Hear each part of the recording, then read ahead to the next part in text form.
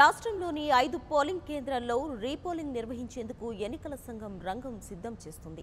హింసాత్మక సంఘటనలు జరిగిన ఎన్నికల కేంద్రాలను గుర్తించిన ఈసీ ఆయా కేంద్రాల్లో రీ-ఎలక్షన్ నిర్వహించాలని భావిస్తోంది. ఇందులో భాగంగా ఆయా జిల్లాల కలెక్టర్లకు నివేదికను పంపించిన ఈసీ రీపోలింగ్ నిర్వహణ వేగవంతం చేసింది.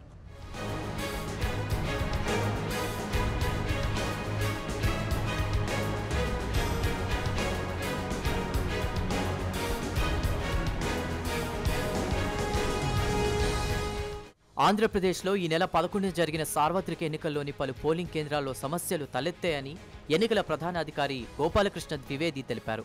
వీటికి సంబంధించి ఆయా జిల్లా కలెక్టర్లకు ఆదేశాలు జారీ చేయగా ఎన్నికల్లో గుంటూరులోని 2 పోలింగ్ కేంద్రాలు, అలానే నెల్లూరు జిల్లాలోని 2 పోలింగ్ కేంద్రాలు, ప్రకాశం జిల్లాలో మరో పోలింగ్ కేంద్రంలో సమస్యలు తలెత్తినట్లు 2 ఎన్వెలప్ కవర్ల స్లిప్పులు తగ్గినట్టుగా జిల్లా కలెక్టర్ పరిశీలనలో తేలిందని ఎన్నికల అధికారి తెలిపారు.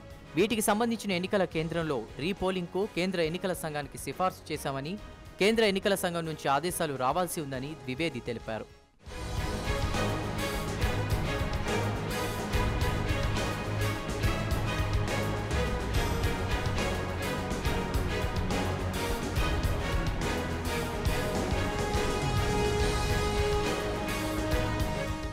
మరోవైపు సీఈసీ ఆదేశాల మేరకు ఎన్నికల విధుల్లో నిర్లక్ష్యంగా వ్యవహరించిన పోలింగ్ బూత్ రిటర్నింగ్ అధికారిపై కఠిన చర్యలుంటాయని ద్వివేది స్పష్టం చేశారు. స్ట్రాంగ్ రూమ్లో ఉన్న ఈవీఎంలు ఎక్కడ ఉన్న వాటిని అక్కడే ఉంచాలని జిల్లా అధికారులకు ఆదేశాలు జారీ చేసినట్లు, స్ట్రాంగ్ రూమ్ల వద్ద 3 అంచెల భద్రత ఏర్పాట్లు చేసినట్లు ద్వివేది తెలిపారు. అధికారుల సమక్షంలోని ఈవీఎంలు పరిశీలించి తరలిస్తామని స్పష్టం చేశారు.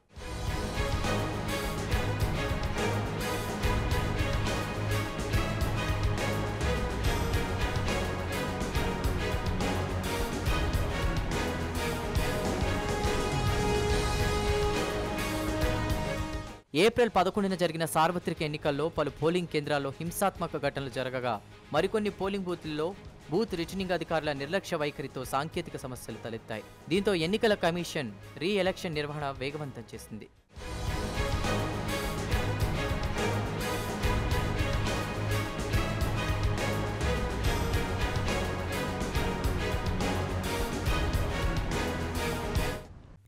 For more updates, please subscribe 99 TV Telugu.